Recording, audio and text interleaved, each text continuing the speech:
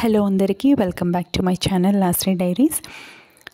ఈరోజు అయితే మనం ఒక స్వీట్ రెసిపీ అనేది ప్రిపేర్ చేసుకోబోతున్నాం. ఈ రెసిపీ మన ఇంట్లో ఉన్న ఇంగ్రీడియంట్స్తోనే మనమైతే ప్రిపేర్ చేసుకోవచ్చు. ఈ రెసిపీ ప్రిపేర్ చేయడానికి స్పెషల్గా మనం ఏమీ ఐటమ్స్ వెళ్ళి తెచ్చుకోనక్కర్లేదు. మన ఇంట్లో రెగ్యులర్గా ఉండే ఐటమ్స్తోనే మనమైతే ఈ రెసిపీ ప్రిపేర్ చేసుకోబోతున్నాం. వీడియో మిస్ అవ్వకుండా ఎండ్ వరకు చూసేయండి అండ్ వీడియోకి లైక్ ఇవ్వడం మాత్రం మర్చిపోకండి.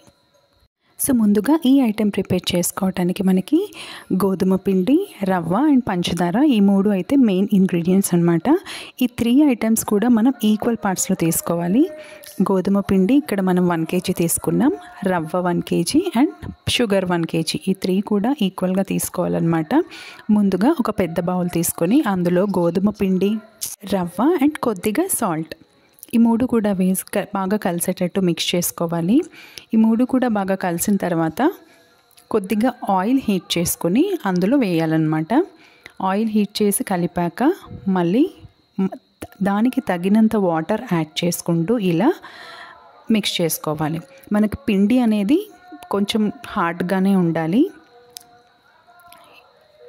మనం రెగ్యులర్గా చపాతీ ఎలా అయితే చేసుకుంటామో అదే విధంగా చేసుకోవాలి. కాకపోతే ఏంటి అంటే ఇక్కడ మీరు చూసారు కదా వీడియోలో ఆ పీటకి లైన్స్ అనేవి ఉన్నాయి కదా, అలాంటిది ఏదైనా మీకు అవైలబుల్గా ఉంటే ఏంటి అంటే మీకు కొంచెం చూడ్డానికి అట్రాక్టివ్గా ఉంటాయన్నమాట.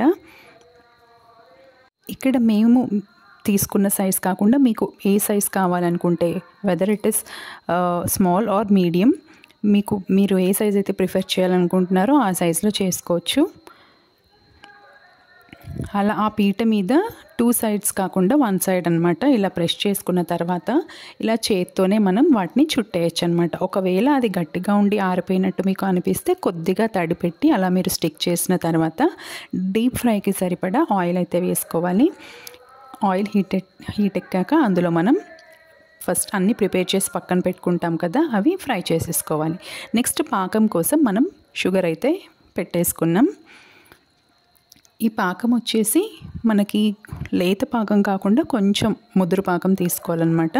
ఈ పాకం అంతా కూడా రెడీ అయిన తర్వాత ఈ పాకం మనం ఏవైతే ఫ్రై చేసి పెట్టుకున్నామో పక్కన వాటి మీద వేసి ఇలా అన్నమాట, ఇలా వేసి పాకం అంతా కూడా వాటికి పట్టేటట్టు వెంటనే ఇమ్మీడియట్గానే మనం ఇలా మిక్స్ చేసుకోవాలి.